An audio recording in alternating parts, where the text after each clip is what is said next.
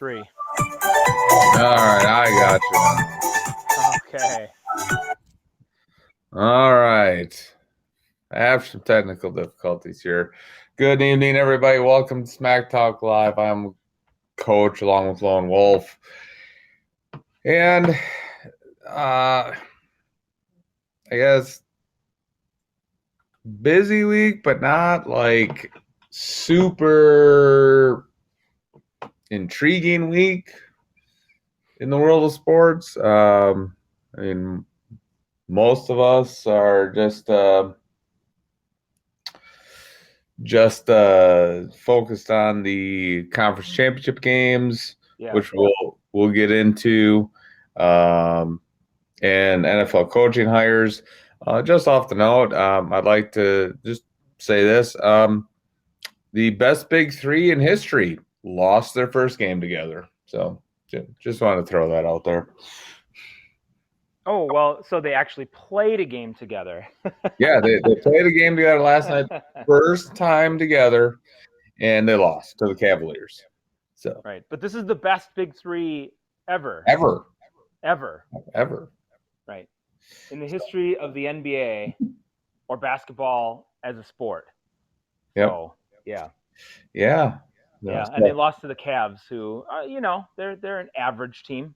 Yeah, they're okay, but Kyrie Irving had 37 points, and then it was Durant, and then Harden was the third on there. So I'm telling you right now, if that's what happens, if Irving is going to sit there and kind of be a ball hog, that's going to cause issues with Harden.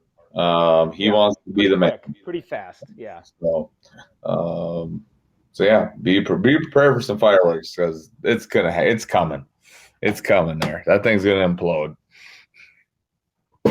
Yeah, very quickly, I think, over the course of the year, especially if they don't have success in the postseason.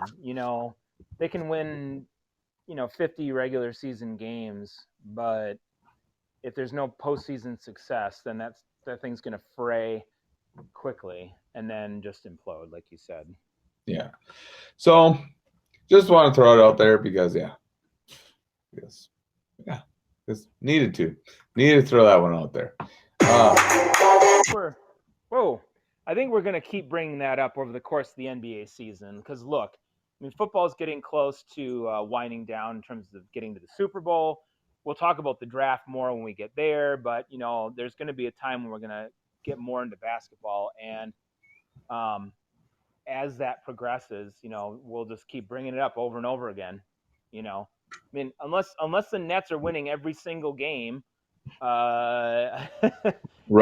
I don't see this being so wonderful and how everything is going to turn out so great. And yeah, we'll criticize it. And if it works, fine. But if it doesn't, then we're just gonna keep criticizing it. Just dumb. Yeah. We're gonna criticize it unless they win the title. I'm criticizing it. Yeah. Period. Exactly. So, all right. So, anyways, we will get on with our show today. We got a couple things that we're going to talk about today. We have to do our best here, Lone Wolf, to keep the show kind of in a manageable time. Yes. Podbean kind of last time, yeah. Told us we had to get off last time, which is the first time in our history that's happened. So, we got a couple things. We're going to talk about the Conference Championship Games, obviously. NFL coaching hires because there's only one opening left after today. Yeah. And then we're going to discuss a hot topic, and it's an interesting topic. I think it's a topic that, there are issues with it, but at the same time, I don't have a really good solution, to be honest. And that's the lack of minority coaching hires. And I say hires because there's been plenty of interviews and we'll get into deep more, but the Rooney Rule is giving interviews, but people just aren't hiring minority coaches. But there were some comments too that I think kind of twisted this whole thing too. That kind of rubbed me the wrong way, and we'll get into that when we talk about that. But we're gonna end that, and then of course, the Beavis comment of the day. It's actually two from the same person in the same interview. Oh boy. And I'll discuss it. I had one picked out. I did send you that comment before the last week's games, It, right before last week's games, which it, I thought was a pretty good comment. that this is gonna blow. This could be the champion so far. Oh boy. Oh, I'm looking forward to this now Oh because we yeah. had some really good ones before. We had Oh a yeah. few big three comments, and wow. Okay. At least in my opinion. And I Okay. had another one all picked out until I was driving home from school today. Okay. And I Oh boy. heard this on the radio. I was like, "This is it. This is it." And I'll just give you a preface. It's two separate comments out of a hour and a half long press conference. Wow. There's almost an hour of these types of comments. Oh boy. So I picked two of the most glaring ones for the Beavis comment of the week. Okay. Okay. We'll get into that at the end. This is good. This is good. I can't wait. Okay. So, anyways, conference championship weekend is coming up very rapidly, and we got two major storylines. Obviously we have Rodgers Brady, which we'll get to at second, but the biggest one is the health of Patrick Mahomes. Yes. This is it was interesting. Obviously he's young, and he's practicing, but he hasn't been cleared by that independent neurological consultant yet. Right. So as of right now, he cannot play. Everything you read and listen to is that everybody does expect him to play. Now, I found it interesting is earlier in the week, Brett Favre came out and he was talking to Patrick Mahomes through an interview, basically stating that don't risk playing and risk further injury during your career like he did. And we all know. And Favre is well known for that. Right. Well known. He played through injuries that players nowadays, there's no way a doctor would let them on the field, right. Which led to some painkiller issues. Right. Just I mean, he had a Vicodin addiction that he had to get over, right. because of some of that. Yeah. Mm-hmm. So it's interesting because yes, it's a championship game, but you're young. You're young. Is it worth risking it to play if you're like on the edge? Yeah. Or do you say, no, I'm going to sit out. Hopefully we can get the win this week, and then I'll be ready to go in the Super Bowl. It's going to be interesting. It's really going to be interesting because I get it. People want him in the Super Bowl. I know they do. Yeah. But man, the health of your career, how many young guys right now are retiring early because of concussion issues?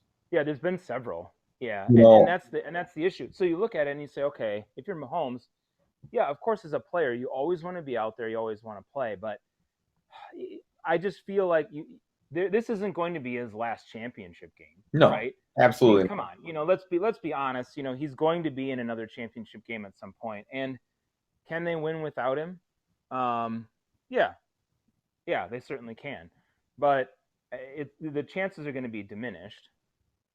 No, they normally don't. I mean, that's the problem. You look at it and people want Mahomes. The NFL wants Mahomes to play in this game, but Mahomes he has to think about that himself, right? He has to Right. think about, do I want to jeopardize my own health? Okay, I don't care what the league wants, right? I don't care if they want ratings or whatever else. Uh, you have to make this decision for yourself. So Right. And that's the thing. And hopefully there are people out there that are advising Mahomes on what the risks are if he's borderline to play or not. And I get, people like, oh, he's cleared for protocol steps. He's practicing. That's great. I've had concussions. I was going to say, from firsthand You experience, football concussion. you can play, you can practice all you want and feel great. But let's be honest. Are you getting hit in an NFL practice? No. Very seldom you even have pads on right now in this part of the season. Of course he's going to be practicing because he's cleared to do light football drills. If he gets cleared, okay, if he gets cleared to play, my concern is that we don't know the severity of the concussion. They're not going to say that, as Right. they're never going to say that. My concern is that if he's borderline, they clear him to play and he takes a big hit, which the Buffalo defense can get, you could further that concussion and possibly cause a prolonged series of concussion symptoms that could lead into the offseason and hinder him going into next season. Because concussion symptoms can last months. They can last a Too long severe. time. And you look at some players that have played. Yeah, that's a great point from one of our listeners there. It took them a long time there. And there have been NFL players who have rushed back, had a concussion, rushed back too soon, and then taken another one and got a concussion right away again. But really, I don't know if it was a concussion again or just, another continuation of the same one, like they never really shed the one that they had. And then got back out there. I mean, I can think of some Packer players that have had that happen to them that we've seen on the field, but there's a lot of NFL players that have this issue. Just recently, Luke Kuechly of the Panthers.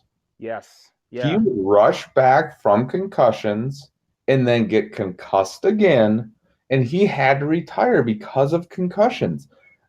That should be everybody's concern, but everybody's concern is whether he can play Sunday. Right. They're not talking about his health. It's like, oh, we need him to play Sunday. What about his overall health as a human being? Right. And like you said, he's a young guy. He will be, and I said he'll be back. He'll be back in this game again. Yeah. We know he will.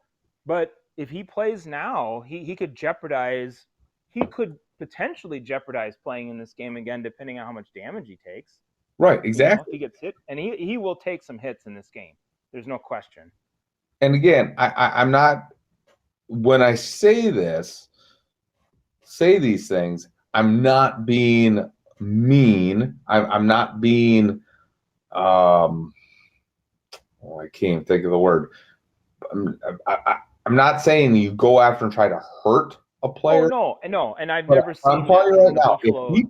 The defense, they're not doing that. Yeah. If he plays, Leslie Frazier is a great defensive coordinator. He is going to tell his guys, whenever you're near him, you hit him, you knock him down, you bump him, because every little jostle, every little hit can cause another concussion right now. It's only been 4 or 5 days. Right. Even if he's cleared of symptoms, that does not go away. And the amount of force it takes to have a concussion is a lot less, no matter if he's cleared 100% or not. Mm-hmm. If he takes enough hits, even if they're light, he has a chance of getting concussed again. Right. So if I'm the Chiefs, I'm looking at that, and you would think the Chiefs, with the class organization that they have, are thinking their long term health of this. And I'll say it, he is a generational player. Right. I But if agree. He is. but if you allow him to play when he's borderline concussed, you are Hmm. threatening his career. Yeah. I Period. mean, look at another guy who played quarterback in your organization whose career was ended because of that type of hit on his head. And that's Trent Green. When he Right. slid and he got hit in the head, that was it for him. He was an older quarterback at the time. And that's all it took, which is why you see, those rules in place now where if a guy slides, you can't hit him in the head, you can't spear him like that. Um, and you know, that's all it takes. I mean, just think about that. So yeah, I agree. They would be taking a big chance if they let him out there and they let him go play. I don't want him to, from a health standpoint, Right. if he's not ready to do that. I really don't. I want to see a guy like him continue to play in the league. And with a conference championship game like this, I mean, things are heightened. Adrenaline's on the line. Buffalo hasn't been in this position in a long time. They're going to be amped up, and they are going to go for it at 100% in this game. And you're really risking a lot if he goes out there. Yeah. And again, and if he plays, they're coming after him. Yeah. And I don't want to hear his mom or his girlfriend get mad at the players that hit him. I couldn't believe it. That was the big thing. That Yeah. I'm like, players don't hit players to intentionally hurt them. Come on, that was kind of childish. But just a Yeah. quick And that's not the MO of this Buffalo team, no. right? I mean, that's never been. Well, The I'm defense that's I'm, been led by Leslie this Frazier has really never been that way. I'm talking about the Browns game, the hit that concussed. Oh, right. That. Yeah. Yeah. Yeah. But Yeah. Yeah. Yeah. Yeah. and just a quick recap of that. To be honest, the Chiefs are lucky to be in this game. They Uh, are. if Right. it wasn't for Higgins trying to score, even though there's time on the clock and he didn't need to do it, he did, and fumble the ball out of the back of the end zone. Right. Um, the Browns probably win that game because they'll Yeah. at least get a field goal there, prevent the Chiefs from getting a field goal at the end of the first half. The Browns could have easily won that game. Yes. But the Chiefs made a good play defensively there. But all these people are talking about how stacked the Chiefs are, and they're finally clicking. I haven't seen it. I haven't seen it. Yeah, I haven't seen it, and I know. Okay, Mahomes got hurt, but it was a game at halftime. Yeah. I don't Well, care if the Browns are down by 10 or 12 or whatever it was. That's not much in the NFL. not Unless really. you're up by 20 some at halftime, it's still a game. Right. So, anyways, getting to the AFC Championship game, the game itself, because we, Yeah. we talked ad nauseum here about Patrick Mahomes' health, And I think it's important to highlight though, but to make sure but yeah, we talk yeah, about what he did. But yeah. we did. Let's Yep. talk about the We'll game. talk about the game here. So, Uh, um, it's a tale of two games, obviously. And to be honest, I think either way right now, Kansas City's -3. I mhm. think either way, that is that's too much. I think the Bills come away with a victory either way right now. Even if Mahomes plays, he has potentially a turf toe thing, which if you've ever had a toe injury and you're trying to drive your foot into the ground to get force, is painful as all get up. It's painful. Plus, again, lingering concussion symptoms.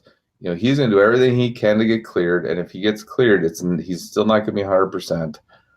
Right. The Bills' defense is playing well. Again, if you look at the Bills Ravens game, that was a game until that pick six. Um, Yeah. so I think the Bills win in a close game, like 31-28, 31-30. But I think the Bills are going to easily cover that 3 points and come away. They're going to go to Tampa Bay in the Super Bowl.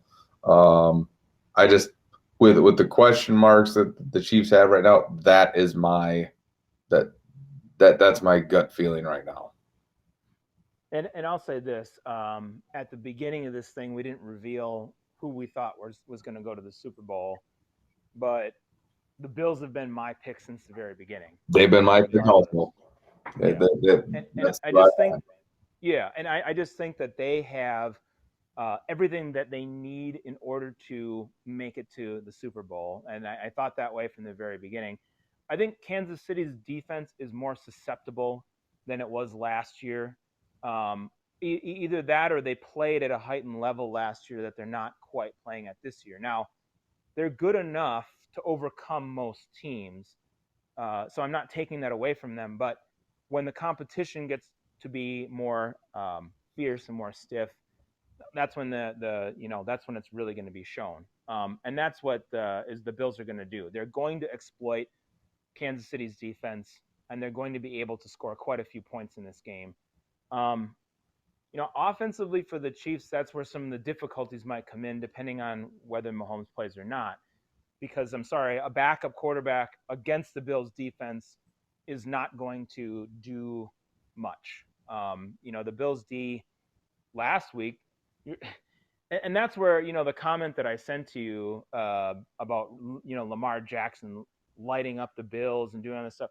None of that happened. They came in with a measly 3 points and a bunch of questions on the offensive side of the football after getting there wasn't really a whole lot going on there. And yes, that pick six did turn things around, but offensively they didn't look great. So the Bills defense is playing heightened. They win and they move on to the Super Bowl. Yeah, one thing that worries me about the Bills, Yeah, and I know their passing game is unreal right now, but their rush game is putrid. They can't run the ball, and if Mahomes plays, they have to limit his possessions. right. I Uh, agree. and so they have to find a way to run the ball. But if Mahomes doesn't play, the the Bills win by 10. Chad Henne, I don't care if he's a veteran. I don't care what people say. No, Chad Henne, there's a reason he's been a career backup. Right. I mean, he's serviceable, but he's not Patrick Mahomes. Right. Come on, So Yeah. if Henne plays, the Chiefs will turn into a ball control offense. They'll try to keep the ball away from the Bills, um, and hope that they can run the ball on that Bills defense, which the Bills defense is playing well, but they can give up big plays. But Right. again, I still like the Bills in this game. I've picked the Bills since I think week 14, Yeah. 13, I've been 14. I've been in I've the been same saying it. boat. The Yeah. Bills are going to the Super Bowl. Right. I'm not coming off that pick. I like the Bills in that game. So, So that leads us to the other game here, the NFC game, the NFC pitting Championship game, Green Bay versus Tampa Bay. right? And just real quick, and this just came up in the news feed. We may have bashed some of his personnel decisions, things like that, but he did deliver Super Bowl to Green Bay. Former general manager Ted Thompson passed away at the age of 68. So just wanted to send out our respects to his and prayers to his Yeah, and family, condolences to him as well, for because sure. Yeah. even though, again, we didn't agree with a lot of his personnel decisions, he did bring a Super Bowl championship to Green Bay. He did bring Aaron Rodgers to Green Bay. So Yes. he did do good things. You can debate some of his decisions, but I think for the most part go down history as a successful general manager for the Packers. I think so. Yeah. Yeah. So to the game, and this, and I said this last week, Yeah. and I'm gonna say it this week. I listened to. I flop between different sports shows all week long leading up to the show, just so I can hear what people are saying. Right. There's only really one person that's giving the Packers a chance to win this game. Yeah. They think Brady is by far the the key to this, and that he's going to have a great game because this is his 14th conference championship game. The Buccaneers may be getting Vita Vita back off of a fractured ankle. Now, here's the thing. A fractured ankle on a 300-pound plus individual, Right. he might be good. He might be practicing. There's no way he has full strength and full mobility on that ankle yet. Yeah. There's no way. That said, yeah, he's gonna help out their run defense, which they're gonna need because Green Bay is gonna try to run the ball. You know, on Sunday that they've been on a tear running the ball, and when they can at least be serviceable running the ball, you are gonna have a hard time stopping Aaron Rodgers. Period. I don't even think they need to rush for 150 yards. If they rush for close to 100 total yards of offense Sunday, they will win this game. Yes, it's not supposed to be as cold as people predicted, but Buccaneers have played in Washington, which It not wasn't that cold. not Yeah. super cold. It's the Yeah. East Coast. It gets about 40-ish. Yeah. It's, Then yeah. you played in a dome, and now you're going into low 20s, wind, possible precipitation. And they said, "Oh, it's only going to be up to an inch of snow."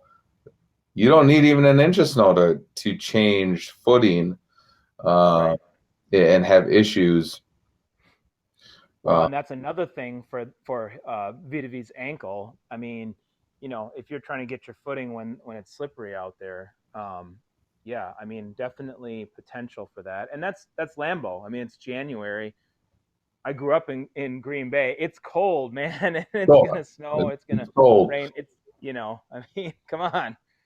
Um, So and then I look at this too. People are talking about how well the Buccaneers defense played against the Packers in Week 6.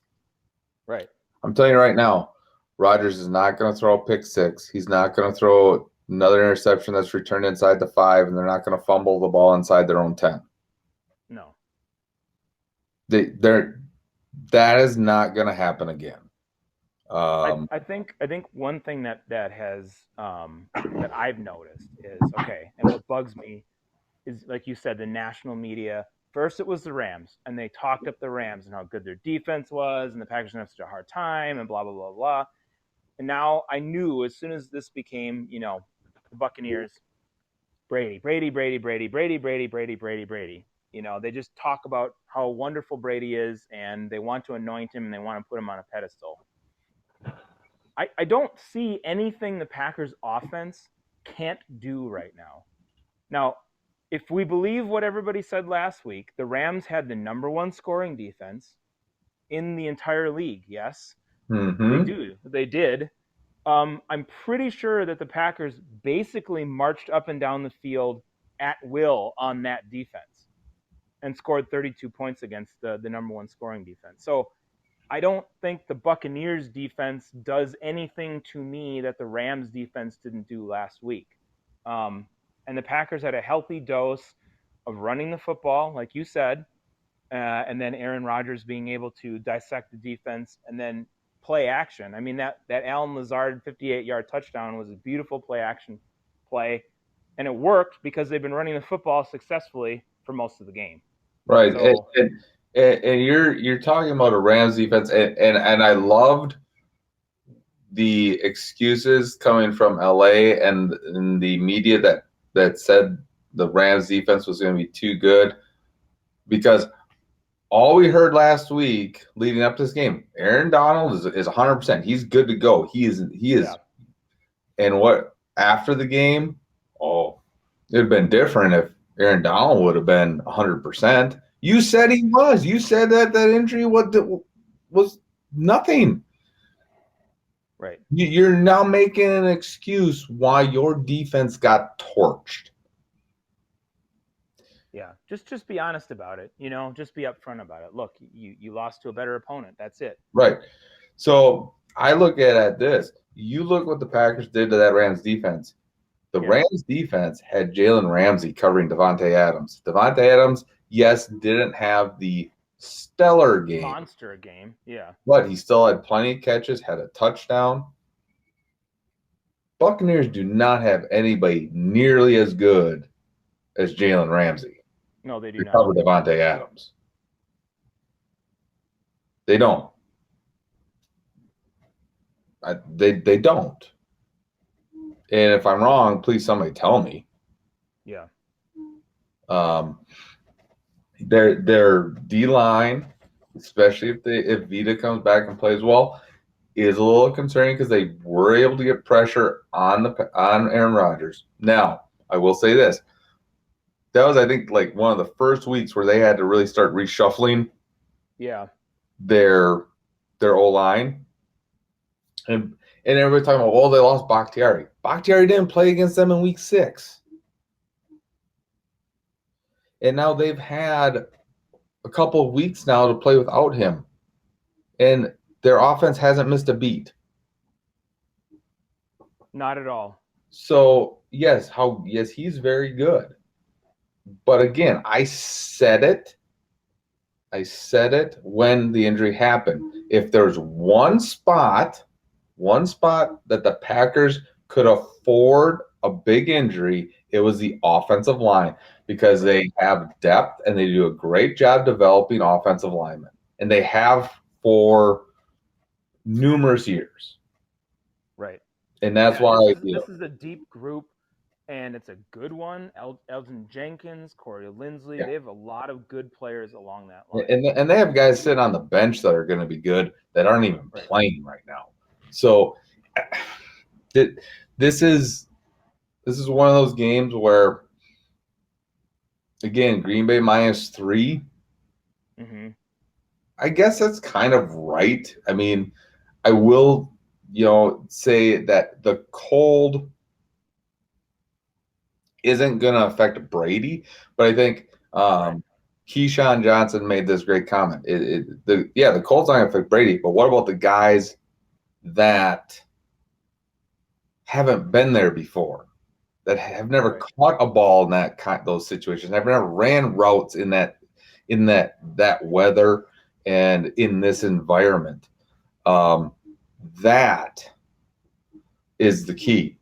Right. Yep. It's not going to affect Brady. Yeah, everybody makes a big deal out of him, but then forgets about all the other guys on the roster that still have to play in this weather. Right. And they aren't talking about the Packers defense, right? Who has been playing very well as of late. And again, it's not about what you did early in the season; it's what you're doing right now. And peaking at the right time. And they can talk about what they did last week against the Saints. You could tell Drew Brees hit the proverbial career wall. He did not have it anymore. Those picks, I mean, those out routes that were picked, those are floaters. And you could see he was kind of like hopping to make the throws. He just didn't have he didn't have the zip on the ball anymore at all. No. If they think they're going to get those kinds of opportunities against Aaron Rodgers, they're you're sorely mistaken there. I mean, the guy threw 5 interceptions the whole year, right? I mean, for a reason. He's not going to throw it up. And I know people are going to say, yes, against Tampa. I know. But week 6, it's a different game. much different. The Packers offense is humming along. I mean, obviously, we are biased because we're fans. However, I think you look at this game and you say, if you're the Packers, this is what I'm telling my guys. They're a lot of people are picking the Rams last week. They're picking against us. They don't respect us. You have a chip on your shoulder. You know you're better. You know you go out there. You say the same thing this week. Get a chip on your shoulder. They're not giving us respect. We are going to put ourselves in the Super Bowl, and we're going to show everybody we're the better team. Right. I use that as motivation. And I really think, and again, I'm not saying Bruce Arians isn't a good coach. Right. Just some of the comments he makes, Super Bowl or bust, and right. And then he has to remind the players not to think ahead of being the first home team to play in their stadium in the Super Bowl. So you're telling us you guys are already thinking about it. Yeah. It's like, and I think that's a dangerous thing to do. I understand why, but yeah.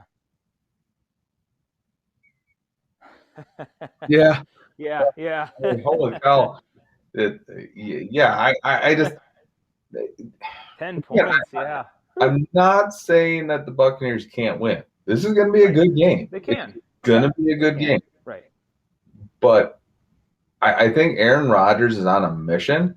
And people can, might say, no, there's no way that a team would spend a first-round draft pick to do this.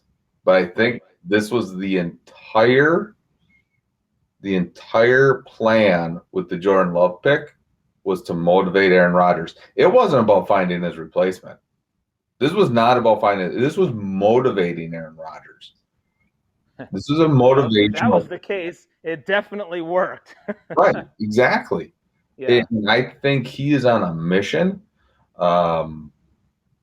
And it is not this game. If Tampa Bay better be ready. That's all I'm going to say. This should be a very competitive, close game. Right. Well, I won't be shocked if Rodgers lights it up and the Packers win easily, either.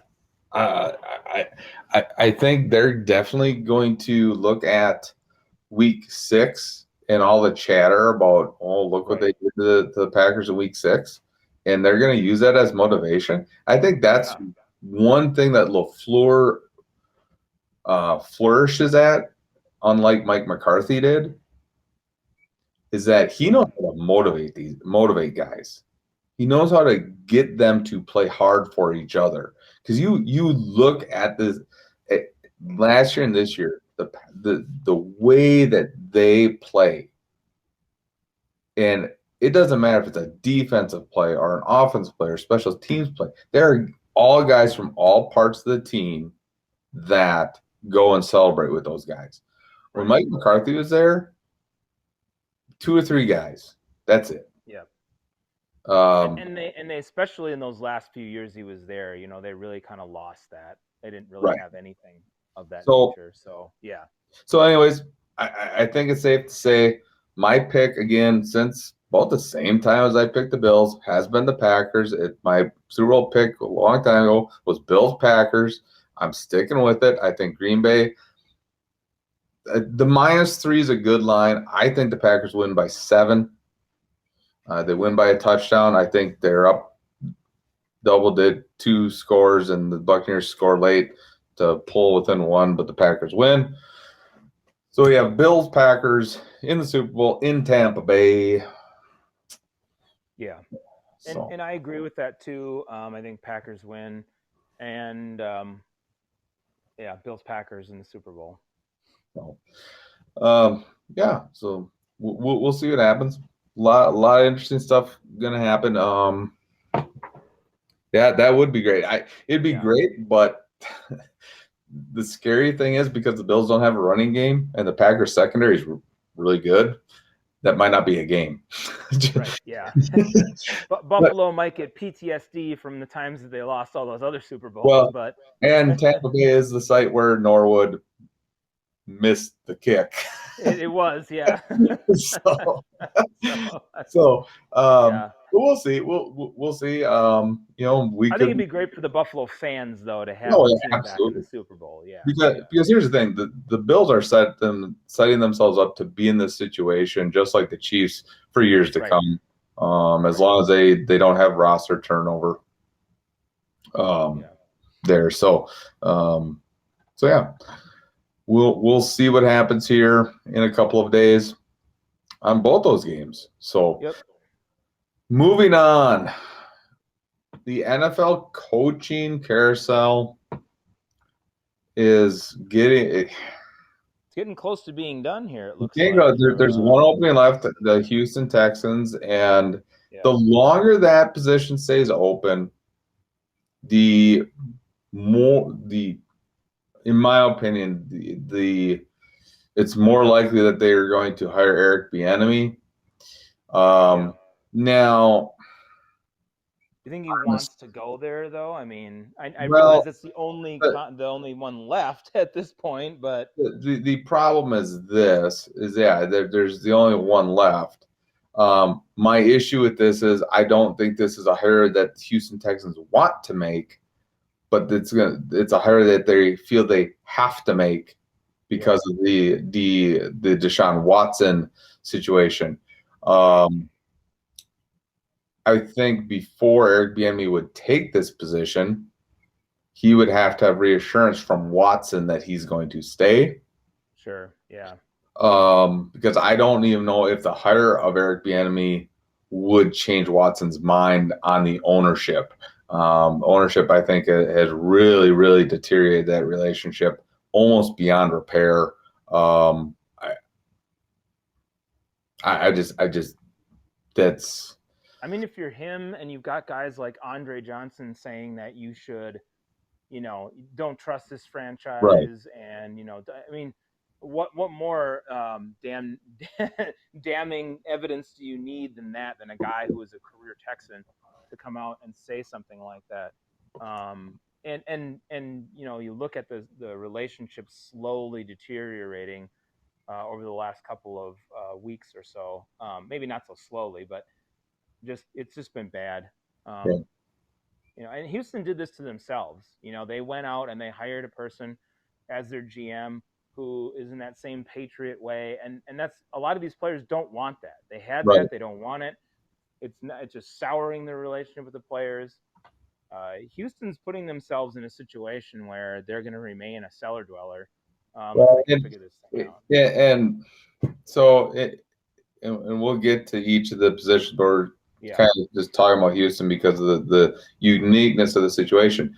They've interviewed Eric Bieniemy, Joe They Brady have. from the Panthers, Jim Caldwell, former head coach of the Lions and Colts, Dave Culley, Ravens assistant head coach, wide receiver coach.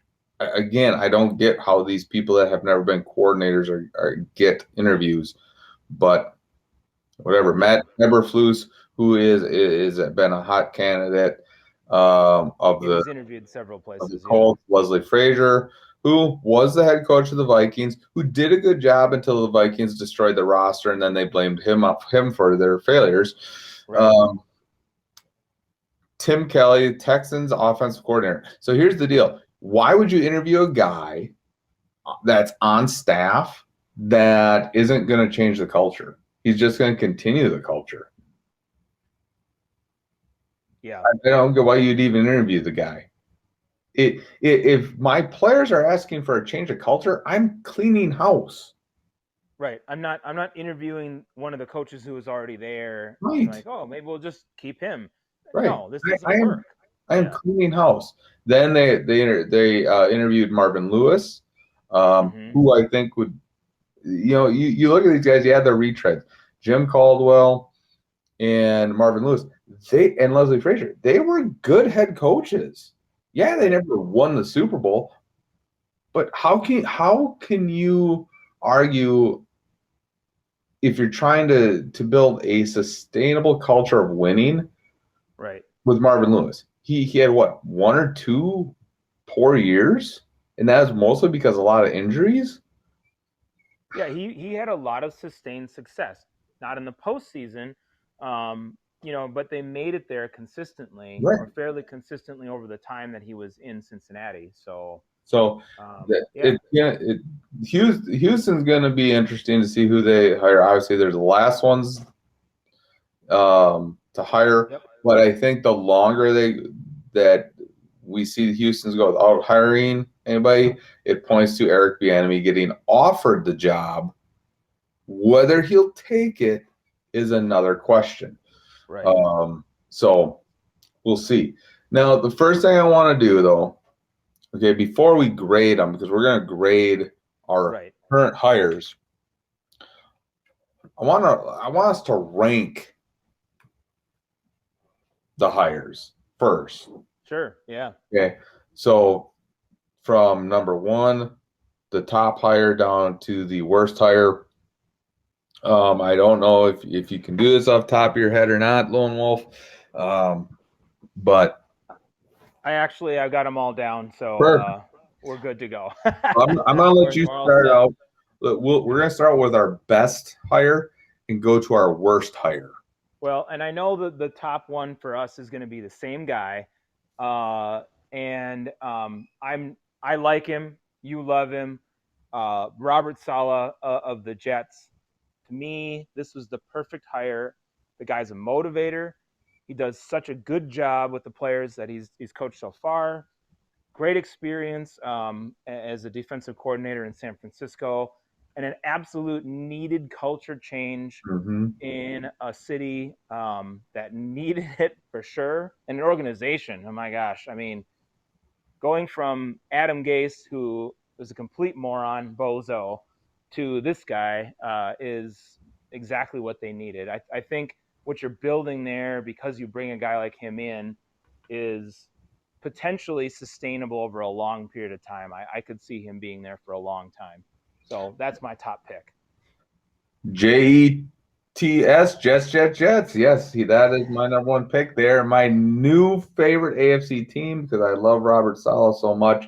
I think you're not gonna see, playoff type competitiveness year one. I think year two, you're going to see them, hopefully get around that 500 window. But I think year three, they're going to be at least playoff contenders. I don't know if they'll be fighting for the division.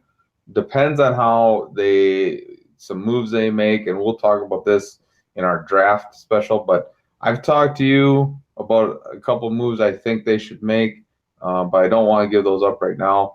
Yeah. I just read an article that the one move I mentioned, people are now talking about. And it's to deal with the number two pick in the draft. Oh yeah. But we'll get into if that happens, that changes the landscape of that division big time. But yes, Robert Saleh is my number two or my number one. What's your number two, Lone Wolf? So, after Salah, it starts to get It's bad. into It's bad. yeah, it's I bad. Yeah, and that's the I don't problem. I don't know. I don't Right. know. I don't like any of them. Yeah, You know, there's a I lot of just ones in here that I don't like. I will tell you this: I did rank the Texans, even though they didn't hire somebody, Yeah. because I just I'll explain it when we get to. Okay. And I haven't ranked them, so I only have 6, so I don't have the I have same. But 7. I have 7. okay. So All right. Well, my second one is Arthur Smith for the Falcons. And the reason why, I guess, he had some success with the Titans, and I think they're looking at it from the standpoint that he doesn't do a lot for them defensively. I don't think he's going to have to get a good defensive coordinator, but from an offensive standpoint, they do have some aging stars, but they do have some weapons there to be able to utilize. You're going to see a lot more of them running the football, and I think they probably get a running back to help that out. And part of the reason too that I had him up this high is I look at some of the other people that were hired, and I'm like, well, he's better than them.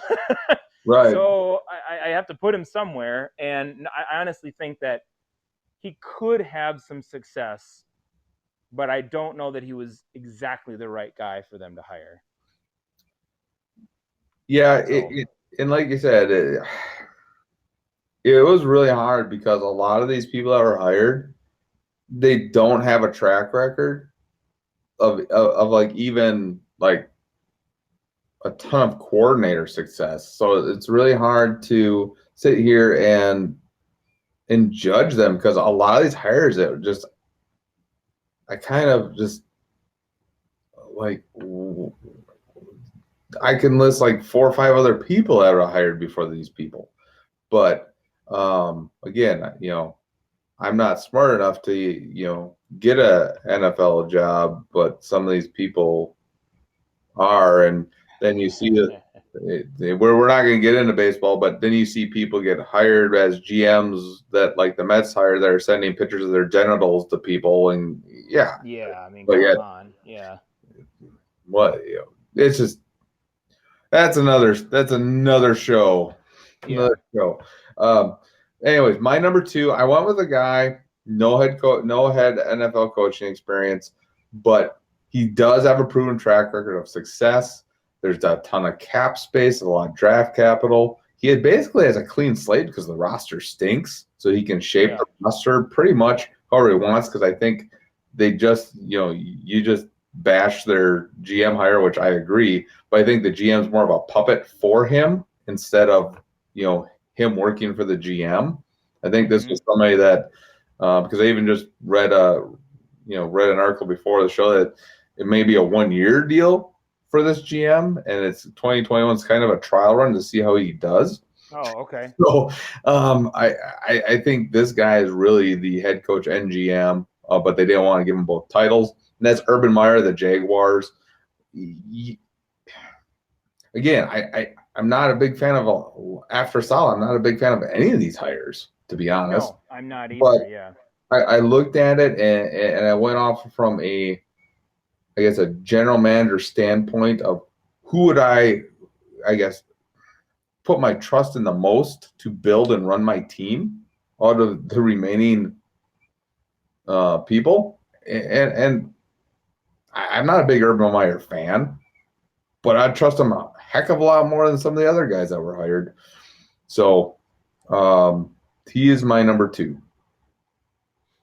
Yeah. I had a hard time with that too, but the next one I went with, some of these guys don't have a ton of experience, and I look at it and I'm like, okay, so what do they bring to the table? And I think that the process for this team and bringing in its general manager and its coach was interesting because I think they took a different approach than they've taken in the past. They had more of a committee approach, and I'm hoping that just for their fans, that it pays off for them. Um, this guy doesn't have a lot of experience, but it hopefully will change the culture. He's been in a winning culture for some time, and that's Dan Campbell stepping into the Lions role. Really? Yes, yes. Oh man, you're not gonna like the Beavis comment of the day then. Okay. Now here's the thing, and the reason he's above some of these other guys is, holy crap, I can't wait to get to a couple of them. Um, so I think that and I'm probably eat my words once we do get there, but I was thinking, Detroit may end up doing something here that they may be able to build something sustainable with him, as opposed to some of these other guys who are just horrible fits for their. And okay, I should say, we already talked about this. We don't like any of the people really after Robert Saleh. So I'm talking about Dan Campbell like he's the second coming. He's just better than the rest of the worst of this lot, and that's really what it boils down to. All right. Well, my number three, um, it, I scratched my head at this because I thought this team would hire Eric Bieniemy. Yeah. I really did. I thought he'd be a great fit for the young offensive talent they have there. And then he would bring in a defensive coordinator to run the defense. But instead, they went with a young coach, a defensive coach, um, who supposedly had the best defense in the league. Didn't look like it the last weekend. Um, but that's Brandon Staley at the Chargers. I do like, again,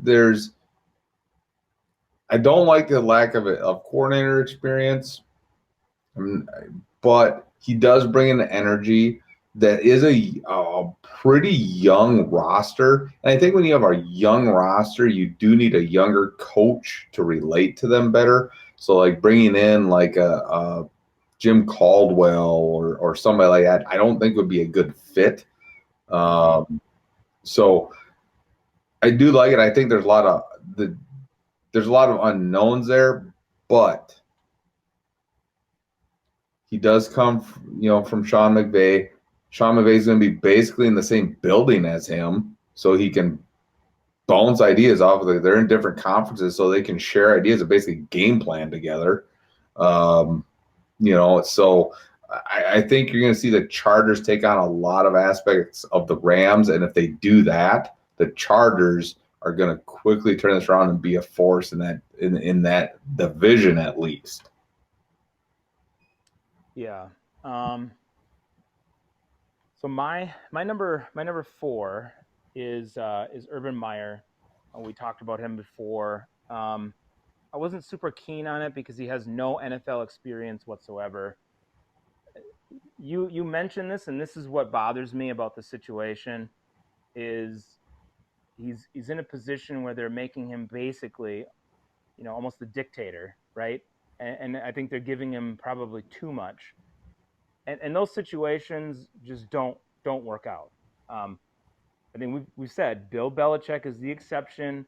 Everybody else, not so much. They can't handle being the GM slash coach. And yes, there is a GM there who to me is incompetent. So it's going to be Urban's show to run, and I think he's not gonna do well. He's been a college coach perennially, had success there, but he's also had a lot of other issues. The biggest thing is the health issue. And I'm sorry, if he's taking on that much responsibility, when is that going to rear its ugly head? So I worry about that, which is kind of why he slid down my list to where he is. But I still have a couple people below that because I have less faith in them even than this hire. So. All right. Well, my number 4 is not much really to talk about. He's not hired yet, but that's the Houston Texans. Oh, okay. Whoever they hire is going to be better than the other guys. Period. I should probably slide that in as my number 5 So because I don't have faith in a couple of these guys. But we'll say that's my number 5 if we want. I don't know, but that's up to you. But okay. who's your next? My next is Brandon Staley. Now I understand what you're saying about him, but this guy had a meteoric rise from nowhere to be the coordinator of the Rams, and yes, he was in a successful system for one season. I mean, he has such minimal experience here, and Okay. I understand why he's I want to hit the pause button there. okay. A la Matt LaFleur. Yeah, That he was the coordinator in Tennessee and didn't even have the main play calling duties. True. For 1 year. That is true. I'm just saying. I want Okay. to put that out Okay. there. All right. Play. Go ahead. And he could have some success. I mean, it's the Chargers were the best situation. I just don't think it was the right hire for the Chargers from the standpoint that they could have used somebody to develop the quarterback they have, continue that momentum forward, and maybe bring in a defensive coordinator to handle that side of it. But instead, they brought in a defensive coordinator, which I didn't think they needed that type of person to step into it. I understand what you're saying about the roster and the youth and everything, but you can find a young offensive mind as opposed to a young defensive mind. It just feels wrong to me, and I don't know that he is ready to be a head coach. I feel like I'm more disappointed because I feel like the Chargers are going to be mediocre, and some of these other teams, I get it, they're going to stink, but they're going to be mediocre, and it will be a disappointment because they could be so much better. Well, and I agree. I'm disappointed with the hire, but when I look at the other names that were hired, Yeah. I'll take Staley over any of these other yahoos, to be honest. So, but anyways, And maybe I was unfair, but I that's just kind of how I looked at it. Okay, so my number 5 is just hired today, Nick Sirianni. I don't Sirianni, yeah. with the Philadelphia Eagles. They had hired or interviewed a bunch of qualified candidates. They had players weigh in on who they thought would be a good pick. They want, and this happened too when they hired Doug Peterson. They all want to do Staley. Again, I don't know, the complexities of what went into all this, but the reason they hired him was because he worked with Frank Reich and Frank Reich worked with Carson Wentz. This tells me that Carson Wentz is not going anywhere, and they wanted to try to fix him. Not a fan of that. I think that ship has sailed. You need to start over and rebuild. Yeah, again, it just doesn't make any sense. This hire, and it makes sense because Frank Reich, Carson Wentz, but I just think you need to let that boat sail. You need to try to trade Carson Wentz, give everybody a fresh start, and start your program over, and rebuild. And obviously, the Eagles are not doing that. They think that they are still in a championship window, which I do not think they are. I think the roster has more issues than just Carson Wentz. So that's my number 5. Yeah, and he's my next. So this guy apparently has never called a play. Right, he's in play. So I mean, what are you getting out of this? You're getting exactly what you were just talking about, and I agree that that is the incorrect way for them to proceed. This isn't working out.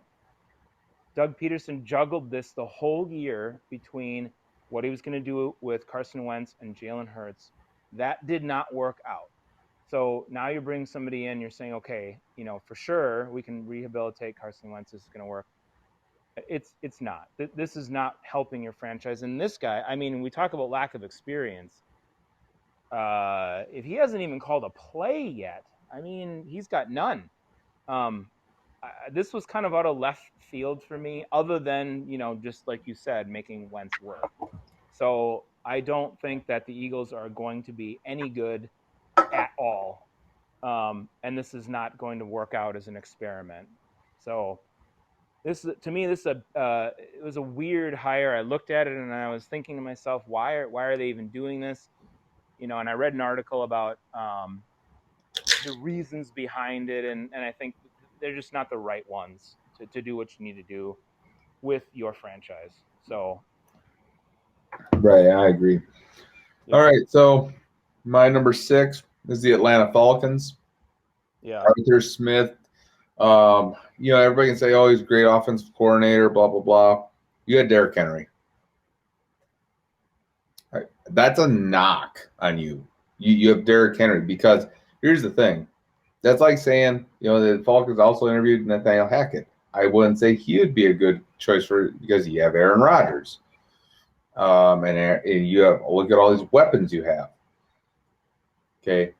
You were not able to win a playoff game this year with Derrick Henry, with Ryan Tannehill, with the weapons and offense you had. You were not able to win. I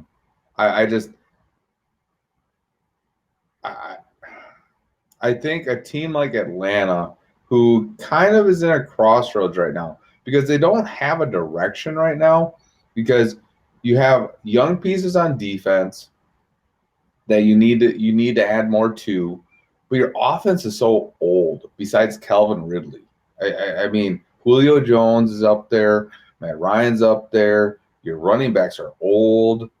Besides Calvin Ridley, who do you have? That you have to make a decision in Atlanta right now. Are you going to try and add to what you have to be successful over the next 2-3 years with Matt Ryan, or are you tearing this thing down and rebuilding? And I just don't think somebody with no head coaching experience is right for that situation. I think they should have hired somebody with head coaching experience. You know, it was said that the players and the locker room loved Raheem Morris. Now, I know we were critics of his.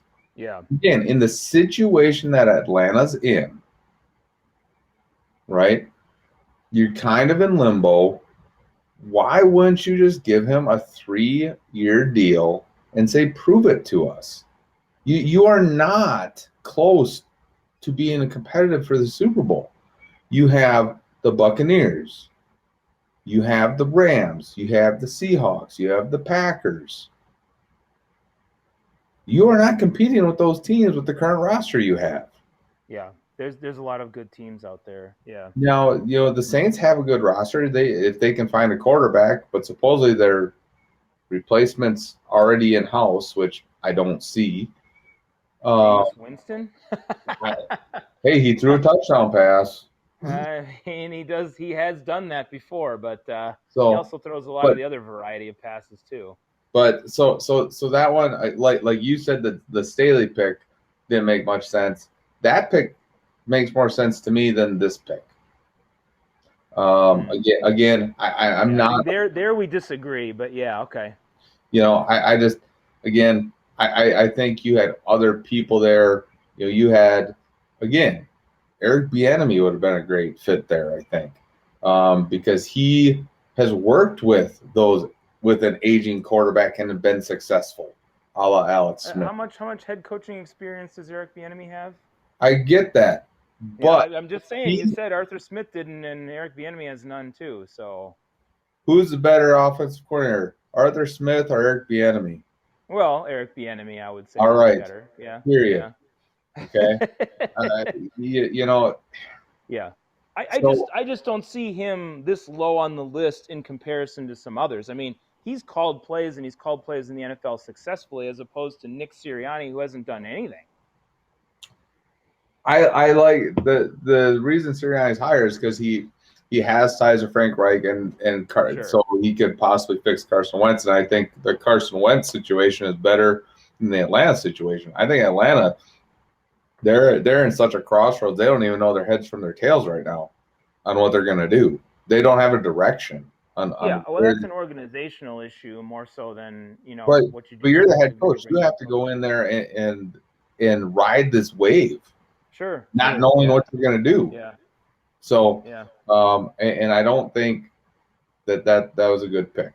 So, your list is done? Yeah, my list is done because I had the 6, and then my 7, I guess, was the Houston, which you said, and then that Houston one will probably move up somewhere in the middle of my list, I would guess. Yeah, I mean, I don't know how you can get worse than my number 7 here, Dan Campbell. Oh my God. If you listen to his press conference today, oh my Lord, Lone Wolf. See, this is what happens. Remember what happened with Darrell Bevell, okay? You were like, "Oh, keep him, leave him, whatever." And I hadn't heard him have a press conference, and then he did. And then not only did he give up one fiance, he gave up the other one, and he was a complete moron. So then I had to revise my list, and now this is going to happen again. Yep. So, no coordinator or head coaching experience, obviously. Right. He was a position coach and the assistant head coach for the Saints. Now, if you're going to sit there and tell me that because you were the assistant head coach and tight ends coach with the Saints, who have a good offense or had a good offense, gives you the right to be a head coach, and then your little stint down in Miami gives you enough credence to be a head coach and get a 6-year deal. Yeah, that was ridiculous. Yeah. I'm telling you right now, no team was pounding out Dan Campbell's door to hire him. He wasn't even rumored with any team. This does have the feel a little bit of a Joe Judge hire, just a little bit. But Let's take yeah, Joe Judge over Dan Campbell. he had some success, you know. And I'll get to some of the press conference stuff a little bit later here, but you look at this, and it baffles me. It baffles me. This is again the Detroit Lions. Obviously they interviewed Darrell Bevell, which we knew that was going to happen. You interviewed Eric Bieniemy, Todd Bowles, Marvin Lewis. Obviously, you could have had Robert Saleh. He was one. That was one of his first interviews. Right. You're telling me Dan Campbell impressed you more than Robert Saleh? By that time, maybe Saleh was off the market. I don't know. They interviewed Robert Saleh before he interviewed with the Jets. And well, they probably could have hired him on the spot, but teams don't usually do that, right? You're telling me Dan Campbell is better than Eric Bieniemy? I'm not telling you that. I'm just saying. I'm posing the question. No. Matt Eberflus, Colts defensive coordinator. Right. You didn't even interview him. If we're assuming that either one of those goes to Houston, they would move ahead of him for sure. Yeah. It's unbelievable. This is Detroit being Detroit. Again, this is a ownership that doesn't know what they're doing. The Jets ownership now has taken over the worst ownership in the league, in my opinion, even over the Jets. Yeah, the Lions did, yeah. This is absolutely ridiculous. What bugs me about this whole list, to be honest, is, like we said at the beginning, we prefaced it, there was one good hire and then the best or worst of the rest. I mean, no, there could have been a lot of good hires here, but for some reason, people didn't get hired. Right. Okay. So, I don't even know if we need to grade these hires. We went over our list. Yeah. I don't know if we need to grade. So this leads into our last topic for the Beavis comment of the week. Sure. Is looking at these hires. Okay. One minority hire, right? Yes. There are multiple minority qualified candidates over some of these buffoons that got hired. Oh, absolutely. Now, I'm not, I am not in before people get all up in arms. I'm not saying somebody should get hired because of the color of their skin or where they're from. Not saying that. But what I'm saying is when you look at qualifications, there are people that are more qualified than the people that got hired. And most of the guys on our list have minimal coordinator experience or none. Right. Or you have guys who've never called plays or no NFL experience. Or, I mean, the list goes on with all the things they don't have, whereas you have a bunch of candidates who have NFL experience, right? Have coordinator experience, and they're proven guys too. And now we have to be careful. Again, this is kind of choppy water. One sentiment that I kind of heard this week, which kind of got me to how do I word it? Confused by was that it almost sounded as their people in the media want a certain number of minority head coaches, general managers, etc., etc. I'm all for hiring people not based on their, again, Yeah, not based on race. I mean, you should race. be able to get hired. Yeah, Hire because the of your best person. qualifications. Yeah. I don't think we can put a number on you have to have this many, this Right. many Yeah. people of There's color. 32. You have to have 8 or something. Right. It just I don't it think you doesn't can work. do that. You get into really choppy water there. And I'm not sure if Right. that's what they meant, but that's what it sounded like. Sure. Um, because we have to remember this. Yes, it's the NFL and it's an organization. The organization can say, we want these guidelines followed. But the teams are private businesses technically. Yeah. They can hire who they want to.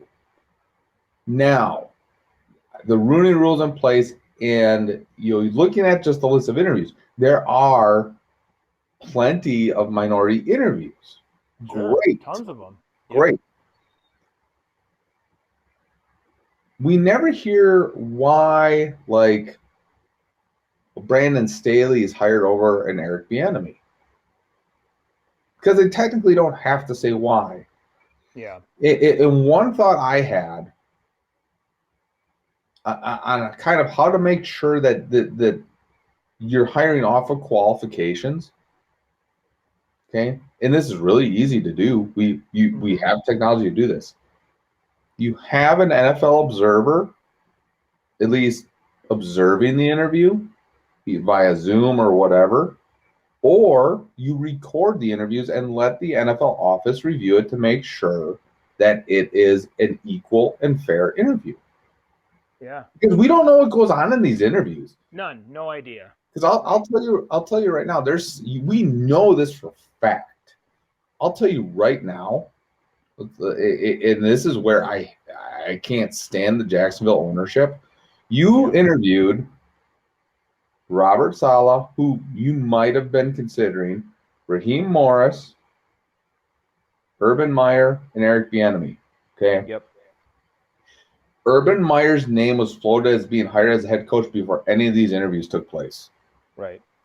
So Jacksonville interviewed those three individuals because of the Rooney Rule, and that's it. They were not seriously considering them as their Not head coach. whatsoever at all. That everybody knew they were going to hire Right. Urban Meyer. Right. Yeah. Before the interview, as soon as they fired Marone, Urban Meyer's name was popping up. Yep. Like I said, within 5 minutes, they were talking about it. So the Jaguars should be investigated for violating the Rooney Rule and punished accordingly. Yeah. Period. If you really want this to work, then as an organization in the NFL, you're going to have to make it work. Right. Because otherwise, you're just paying lip service to it and letting teams do this kind of crap. Right. Exactly. And again, I don't care what race a person is. I want to hire the best person that exactly that I can find. And you know me, Lone Wolf, when we're talking about this stuff, I look at it from a GM perspective. Yeah. Yep. And and obviously I don't know these people personally, but from my observations, again, when I'm looking at all the different candidates that are out there, Robert Saleh would have been my number one, no matter what. Right. Yep. Okay, and out of everybody that was hired or not hired. And he's minority because he's Lebanese, Muslim, whatever. Okay, that doesn't even go into my factoring. I that's not like I'd be looking at that. Okay, but after him, I'm sorry. Again, I'm looking at the people that were hired and the people on these interview lists. Eric Bieniemy would be up there. Oh yeah, absolutely. Leslie Frazier would be up there because what he's done with that Bills defense. And granted, he's been a head coach before, so you can see a pattern with a lot of these other hires that I just none of them have been a coach or a head coach or whatever. But I'd rather have a stabilizing force. And if you need a guy who comes in and has the wherewithal to run a team, and some of these organizations need a guy who has that type of wherewithal, why wouldn't you hire a guy like that? right. And again, I'm looking at the people that are hired. You can't tell me that these people were all better than some of these minority candidates. Yeah, no way. You can't No tell me way. this. Yeah. You can't tell me that they are better candidates than these other people. And again, I hope people don't think I'm saying you have to hire a minority candidate. I'm not saying that. But looking at the current people that were hired, there are multiple minority candidates that I would choose over these people. Because I'll tell you right now, if you had hired Leslie Frazier, Eric Bieniemy, this list would have gotten a lot stronger, in my opinion. Oh yeah. Oh yeah.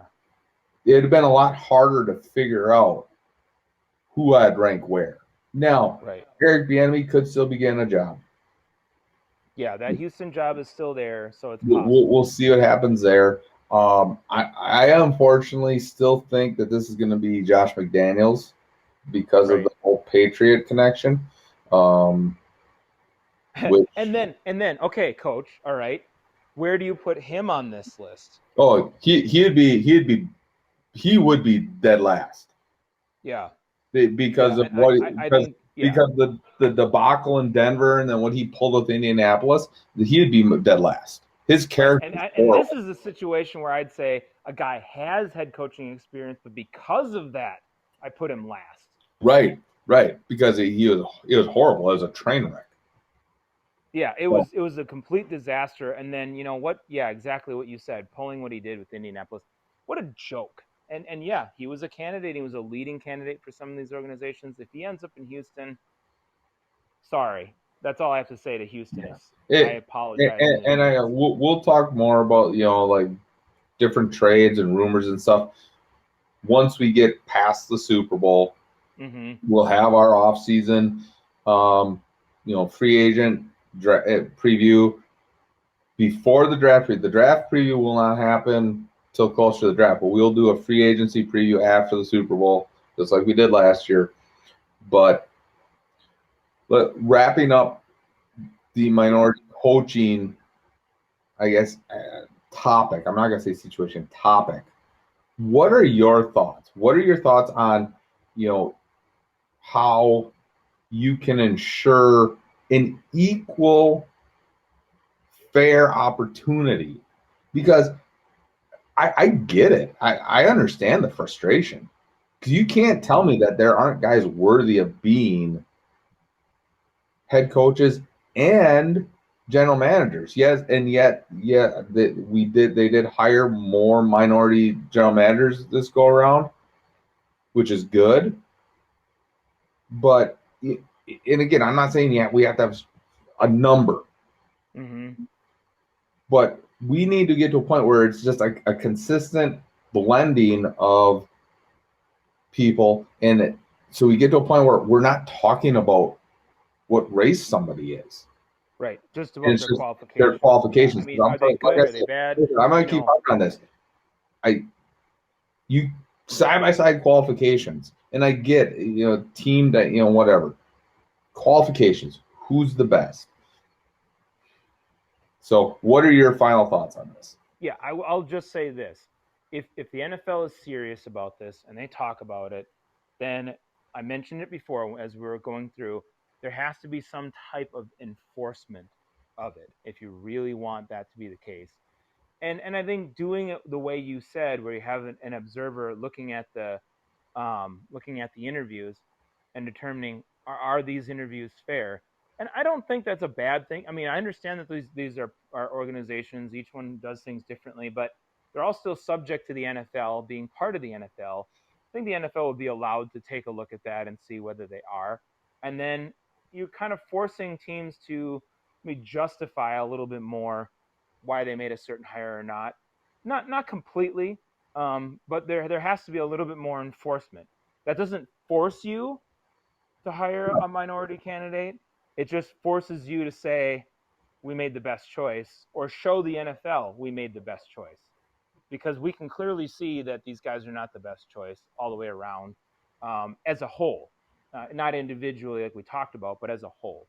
So that would be my suggestion: is a little bit more enforcement, a little bit more involvement by the NFL if they want to talk about it. Give it lip service, or are you going to be more serious about it? Right, and I know, and a couple people said, this isn't really a league issue because they have these things in place now to increase these opportunities. It's more of an ownership thing. The owners have to get on board with it. Well, here's the thing: if the owners aren't going to get on board with it, the NFL has the right to dictate. The NFL has to do it. This is the interviewing process. Right. It is a league issue, I think. Not just you need to interview minority candidates. As the NFL, you could come in and say, here is our way we are going to interview for vacancies, for head coaches, for coordinators, for general managers. This is what we're going to do. They have a right to do that. Yes. And if the owners don't like it, sell your team. Sell your team. Period. Yeah, and there will be plenty of people out there that are willing to go after it and buy your team. So I, yeah. Hopefully these guys get opportunities. I think there's a lot of qualified minority candidates there that, I can look at 6, or I'll say 5 because Texans haven't hired anybody. 5 people that there's at least 2 or 3 people that are better than the people that were hired. So, but again, that's me again. Yeah. All right. We are to Beavis comment of the week, or this is going to be comments. And again, these are just 2 out of many. If you want to hear more, you can watch the entire hour-and-a-half press conference. You probably won't, but I think after you hear a couple of these, it'll be enough. So here is number 1. The community is strong. This place has been kicked, it's been battered, it's been bruised, and I can sit up here and give you coach speak all day long. I can give you, hey, we're going to win this many games. I can't. None of that matters, and you guys don't want to hear it anyway. You've had enough of that shit. So excuse my language. All right. Here's what I do know is that this team is going to take on the identity of this city. All right.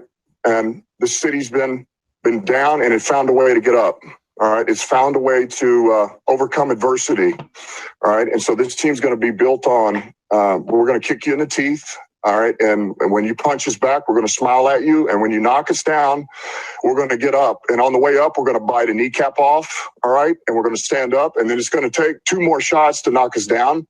All right. And on the way up, we're going to take your other kneecap, and we're going to get up. And then it's going to take 3 shots to get us down. And when we do, we're going to take another hunk out of you. Before long, we're going to be the last one standing. All right. That's going to be the mentality. All right. So there's number 1, Lone Wolf. Oh, my God. Okay. Revisions required. Oh, hold on. We're not done yet. To believe a reality, and what can you do and your staff do to get, to help this roster achieve the potential? I'm with you, Kyle. I appreciate that, man. And look, I like I say, Brad and I are going to dive into that this weekend as it pertains to the roster. But here's what I know from afar as I've looked, and some of the tape that I have watched is, I just know this, man. There's some pieces here that I'm fired up about. I really am. And look, let's call a spade a spade. There's probably more pieces offensively than defensively that super fire me up. But that's tentatively kind of how I feel. I'm going to go through it. But I also know this, man. There's always the ability to hit on a good draft and sign a few free agents that you feel like believe the same way that you do as a program and come from winning programs, and they fit a role, they fit a piece. All right. So the reason I had the second comment, Lone Wolf. Yeah. You basically told all the defensive players, I think you suck. Oh, yeah, I heard that right away. That's exactly what I heard. So, who is this, Lone Wolf? Oh God, this is my friend who's now last, Mr. Dan Campbell. I mean, seriously. Like seriously, revisions required. See, this is what happens. I don't listen to this, and then you pull this stuff out, and I'm like, yes. We're He gonna opens his mouth, and then it's over. We're gonna bite your kneecap off, and then we're gonna bite your other kneecap off, and then it's gonna take 3 shots to get us down. I mean, basically, I know what he was trying to say about a tough mentality, but it came across as we're going to fight and fight dirty and rip you to shreds. I get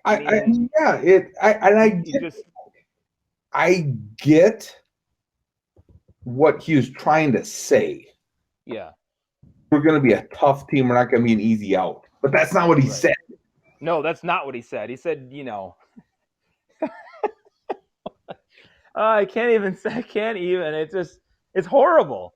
It's absolutely horrible. I mean, you know, there's so many times that we've talked about Bounty Gate and other things that, you know, people targeting people. And he comes out and just says, hey, we're going to rip your kneecap off.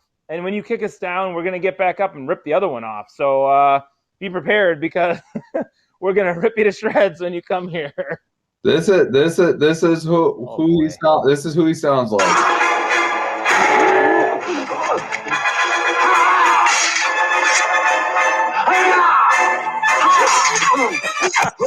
we gotta go low. Now stand aside, worthy adversary. 'Tis but a scratch. A scratch? Your arm's off. No, it isn't. Well, what's that then? I've heard worse. You liar! Come on, you pansy!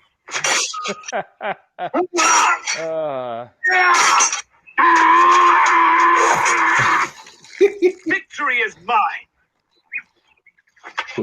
We gotta listen to some more. Yeah. Come on, then. What? How about you? You're indeed brave tonight, but the fight is mine. Oh, and enough, eh? Look, you stupid bastard, you've got no arms left. Yes, I have. Look! Just a flesh wound. Look, stop that! Chicken! Chicken! Look, I'll have your leg. Right! That's what Dan Campbell sounds like. Yeah, I'd say that's about right. I mean, and he even says, you know, after the Black Knight loses his legs and he's sitting there, he's like, "I'll bite your legs off." What are you so I mean, that's about right. Dan Campbell just said. I mean, seriously, well, he's last. Sorry, he's last on my list. Like I said, that is probably the biggest Beavis comment we've ever had. Oh, yeah. I think it has to take the cake. Look, you just can't say that now. You just gave bulletin board material for every team you're going to play next week or next year. Right. Because they're just going to be like, they're going to bite our kneecaps off. Well, we're going to knock them. They're going to be, you know, need to hit them 3 times. We're going to just piss pound them. Right. Not only that, but now you can come up with a stupidity. I like your second comment because you made a good point there. He's already calling out a bunch of the players on defense, saying, a lot of pieces don't excite me. Okay, well, are you telling me that you're walking in there now? Every player on defense heard we're awful, so you're going to clean house and get rid of every single defensive player? No. Well, you've already lost the trust of those defensive players before you even step foot in the building. Yeah, he even said, he goes, always, you know, hit in the drafting and sign some free agents. Ooh, you think it's that easy? You can't just get rid of the guys on your roster. There's a thing called a salary cap. There's a thing called contracts. This is looking worse and worse. And they signed him to a 6-year deal. 6-year deal. 6 years. To me, that's the most unfathomable part of the whole thing. Like, why are you giving a guy a 6-year deal? Unless you can actually say, he's worth a 6-year deal. Bill Belichick never got a 6-year deal. Yeah. Yeah, that should tell you something. And the guy has the track record to deserve a 6-year deal. That is why this is why the Lions have taken over the worst run organization in the NFL. Yeah, I can't argue with you anymore. I mean, about it. Clearly, I was wrong with my list. I just didn't listen to Dan Campbell talk. So, well, like I said, this was not my comment until 6:30. So you just heard it, right? Yeah. This just happened today. Yeah, this takes the cake by far. You know, he puts himself at the bottom of the list, and maybe just even, I mean, he could end up being worse than Adam Gase. And I hesitate to say that, Coach, but if he goes on over the course of the year and he keeps making these types of comments, he might. He might, especially if they don't win. But I'm saying right now, if you're Matt Stafford right now, get me the heck out of town. Get me out of here. Get me out of here. Somebody do something. Yeah, please someone save me. I don't know who Matt Stafford is. I mean, I'll do everything in my power to end up in Indianapolis, for example, or New Orleans. Here's the thing: if you're Matt Stafford's agent, you're going to Matt Stafford and be like, I'm going to try to get you out of here. Yeah, absolutely. And if he doesn't, Matt Stafford should sue him for being incompetent. Right. Fire your agent and get a new one. The Lions are going nowhere. Yeah. They are the Jacksonville Jaguars and the New York Jets will be better than the Detroit Lions next year. Ooh. With Matt Stafford, with him. Well, the Jets will be for sure. And we'll talk about why I think they will be at our free agency preview. But oh my Lord, this is ridiculous. Absolutely ridiculous. Now, again, I'm not going to play the comment because we already played the Beavis comment of the week. My comment before this, what it was going to be, is from Colin Cowherd. He's known for making some saying earlier in the week that if Patrick Mahomes was not cleared to play Sunday, the NFL should delay the AFC Championship game until he's cleared to play so he can play in the game. Oh my God. That was going to be my comment. And I'll tell you what, that's a close second, but yeah, the one you did find and pick is better. I agree in terms of the stupidity of it. But yeah, Colin Cowherd, come on. Yeah. He says stuff, I think, just to get a rise out of people. Well, I'm sure he does, but it's like that's one of the dumbest things that I've ever heard. So again, you'd be playing favorites to the Chiefs. Yeah. Because if that would happen to Aaron Rodgers, Tom Brady, Josh Allen, don't play the game. Play the game. Who cares? Yeah. So, but obviously that's not going to happen. No. But it is just one of those off the wall, like, what are you talking about comments? So, anything else we want to talk about, Lone Wolf? We're at about an hour and 40 minutes. Yeah, no, I don't think so. I think we're good for the night. And when we come back on the next one, Super Bowl preview. In our Super Bowl preview here. So and the way the Super Bowl preview works is we will each pick a team, and we'll give our thoughts on who we think's going to win. Right. But then we have a team, and we have to give our justification on why we feel that team will win. So it doesn't mean that's the team we are picking, but it's the team that we each have to advocate for a team. Right. Yep. It's kind of like forensics, debating. type of deal. So, all right, everybody. Thank you for listening. Enjoy conference championship weekend. Go Packers, go Bills. Yep. Go Packers, go Bills. We'll talk to everybody next week. Have a great one, and good night. Good night.